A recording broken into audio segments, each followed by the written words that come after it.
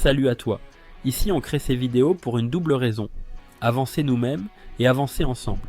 Ce que tu découvres ici, ce n'est pas seulement notre travail, c'est un chemin qu'on construit avec toi pour cette communauté.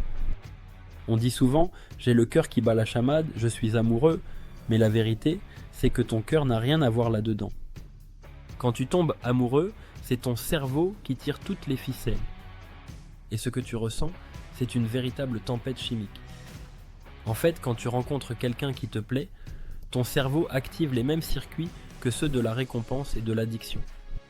Dopamine, sérotonine, ocytocine, un cocktail explosif qui te donne l'impression d'être sur un nuage.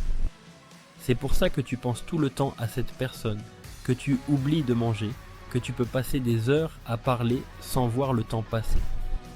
Ton cœur, lui, ne fait que réagir, mais le chef d'orchestre, c'est ton cerveau. L'amour agit comme une drogue naturelle. La dopamine te pousse à chercher la présence de l'autre encore et encore.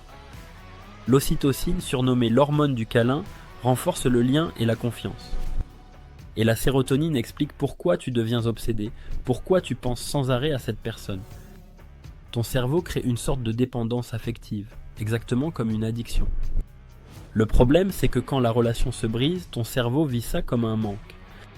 Les mêmes zones activées lors d'une rupture sont celles de la douleur physique.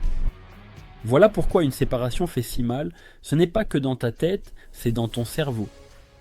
Mais attention, ça ne veut pas dire que tu es condamné à souffrir.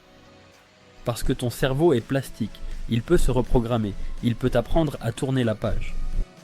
Et c'est là que tu peux le hacker. Comment ? En recréant de nouvelles sources de dopamine et d'ocytocine. Ça peut être à travers le sport, les amis, les projets créatifs ou même simplement le fait d'apprendre quelque chose de nouveau. Petit à petit, ton cerveau associe la récompense à d'autres expériences et la douleur s'apaise. Tout le monde en est capable. Tu n'as pas besoin d'être plus fort que les autres. Tu dois juste redonner à ton cerveau de nouvelles raisons de libérer ses hormones du bonheur.